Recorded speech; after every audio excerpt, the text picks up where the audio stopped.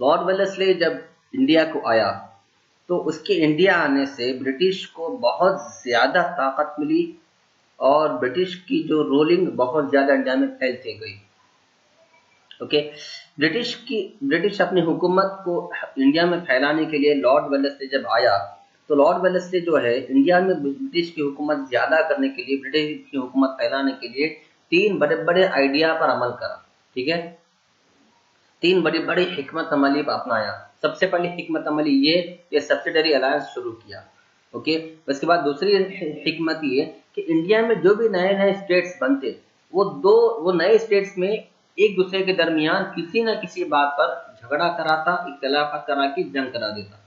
तीसरा आइडिया जो उसने अपनाया वो ये कि एडमिनिस्ट्रेटिंग द स्टेट्स पर निगरानी करना शुरू किया। ठीक है, नए नए जो रियासत बन गए थे उस पर अपनी निगरानी रखना शुरू किया, अपनी नजर रखना शुरू किया। तो उसके सबसे पहले सब्सिडरी अलायंस के बारे में जानेंगे। सब्सिडरी अलायंस में जो कंडीशन लॉर्ड वेलेस्ली रखा था वो ये थे कि हर हिंदुस्तानी राजा को अपने हुकूमत में ब्रिटिश के आर्मी को जॉब देना है। सिर्फ जॉब नहीं देना, दूसरी कंडीशन ये कि ब्रिटिश के आदमी को घर भी देना, सैलरी भी देना और उनके अखराजात भी उठाना। तीसरा पॉइंट क्या था कि ब्रिटिश के लोगों को इंडिया की हुकूमत क्या करना कि ब्रिटिश के लोगों को इंडिया के कोर्ट में रहने की जगह देना, इंडिया के कोर्ट में क्वार्टर्स बना के देना, इंडिया के अदालतों में घर बना के देना। चौथा कंडीशन क्या रखा था कि किसी भी यूरोपियन को इंडिया का राजा, इंडिया के किसी भी स्टेट का राजा किसी भी यूरोपियन को, किसी भी यूरोप के सिटीजनशिप वाले को अपनी हुकूमत में जॉब नहीं दे सकता, यानी इख्तियारात नहीं दे सकता। ठीक है, पांचवा कंडीशन ये रखा था कि in order to enter any agreement, अगर किसी भी हिंदुस्तानी राजा को किसी भी एग्रीमेंट पर साइन करना होगा, किसी से कुछ भी मुआहिदा करना होगा तो गवर्नर जनरल की परमिशन के बगैर नहीं कर सकता। पांचवा कंडीशन। ये तमाम कंडीशंस अगर इंडिया के राजा मानेंगे तो इसके बदले में लॉर्ड वेलेस्ली ने क्या दे रहा है? लॉर्ड वेलेस्ली इसके बदले में उन्हें दे रहा है कि हम तुम्हारी हुकूमतों की हिफाजत करेंगे, तुम्हारी रियासतों की हिफाजत करेंगे, दूसरों से तुम्हें जंग होने नहीं देंगे, दूसरों को तुम्हारी हुकूमत पर कब्जा करने नहीं देंगे। ये लॉर्ड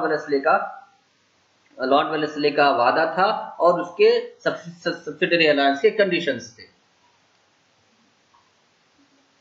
उसके बाद आता है now British could place Indian state under the control through this policy. अब इसके जरिए से क्या कर रहा था, आहिस्ता आहिस्ता लॉर्ड वेलेस्ली क्या चाह रहा था, इसके जरिए से इंडिया के सारे रियासतों पर हुकूमत जमाना, क्योंकि लॉर्ड वेलेस्ली ब्रिटिश का आदमी था और उनका मकसद क्या था, अपनी हुकूमत हिंदुस्तान में फैलाना, हिंदुस्तान में अपनी हुकूमत आम कर देना। अब ये ट्रीटी साइन करने वाले कौन कौन थे?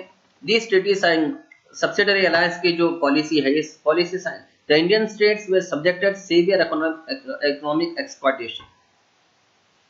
The British could place India and state under their control through this policy, and maintenance of army became easy. Okay, the Indian states were subjected to severe economic exploitation. Okay, Indians चूंकि पहले से ही गरीब थे, इस वजह से अब ये सब्सिडरी अलायंस में क्या है, सब्सिडरी अलायंस की वजह से इंडियन स्टेट्स को हिफाजत मिल रही थी, तो इसलिए इंडिया के बहुत से स्टेट्स क्या करे, सब्सिडरी अलायंस की ट्रीटी पर अमल करना शुरू कर दिया ने।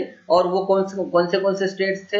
हैदराबाद स्टेट और मैसूर, अवध, तंजावुर, मराठा, पूना, बिहार, ग्वालियर और दूसरे स्टेट्स ये एग्रीमेंट पर साइन कर इस एग्रीमेंट पर अमल करने का वादा करे और इस एग्रीमेंट पर अमल करना शुरू किए।